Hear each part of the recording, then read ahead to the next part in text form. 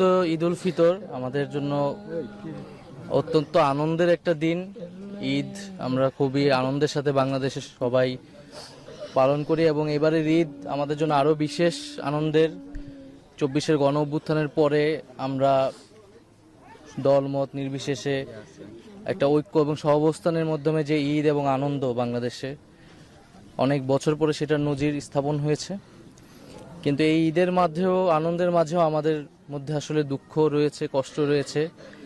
কারণ আমরা আমাদের গণ অভ্যুত্থানে আমাদের যেসব ভাই বোনদেরকে হারিয়েছি, তাদেরকে অনেকগুলা পরিবার আজকে দেশে আসলে তাদের পরিবারের সদস্য ছাড়া প্রথমবারের মতো ঈদ পালন করতেছে। তো সেই কষ্ট, সেই বেদনার ভাগ নিতেই মূলত আসা। আমরা আজকে জুরাইন কবরস্থানে এসেছি। এখানে প্রায় 10 থেকে 12 জন শহীদের কবর রয়েছে। আমরা কবর জিয়ারত করেছি, পরিবারের সাথে কথা বলেছি। তো মূলত এই ঈদের আনন্দের মাঝে এই পরিবারগুলো কীরকম আছে এবং সেই শহীদদেরকে স্মরণ করা এবং সেই শহীদ পরিবারদের কষ্টের ভাগ নেওয়া, সেটার জন্য মূলত আজকে এখানে আসা।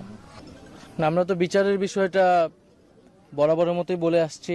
এই পরিবারগুলোর সামনে তো আমরা দাঁড়াতে পারবো না জাতি হিসেবে যদি আমরা তাদেরকে ন্যায় বিচার দিতে না পারি।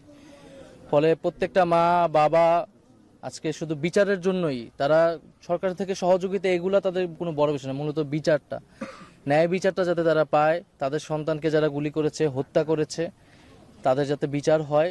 এবং আমাদের দলীয় এজেন্ডার ভিতরে বিচার, সংস্কার এবং গণপরিষদ নির্বাচন, 3টি গুরুত্বপূর্ণ এর মধ্যে বিচারটাকে আমরা প্রথমে রেখেছি এবং গুরুত্ব দিচ্ছি।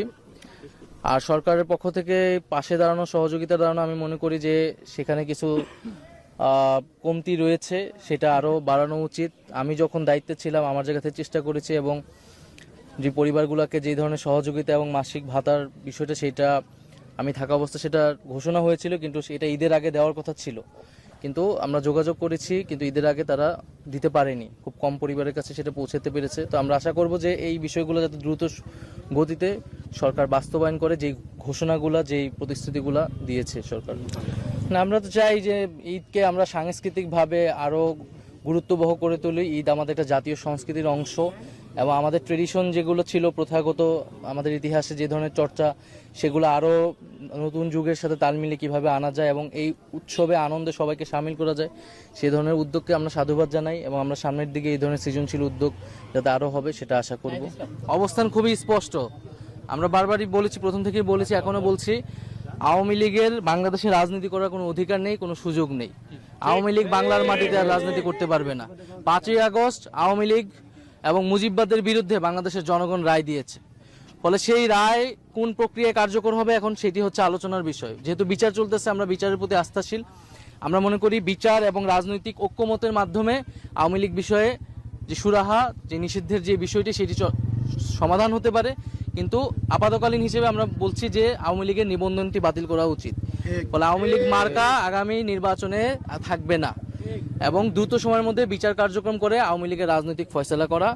এবং আমরা মনে করি এটি বাংলাদেশের জনগণের, এই শহীদ পরিবারগুলোর এবং আহত পরিবার যারা রয়েছে তাদের সকলের গণদাবি যে আওয়ামী লীগের কার্যক্রম নিষিদ্ধ করে।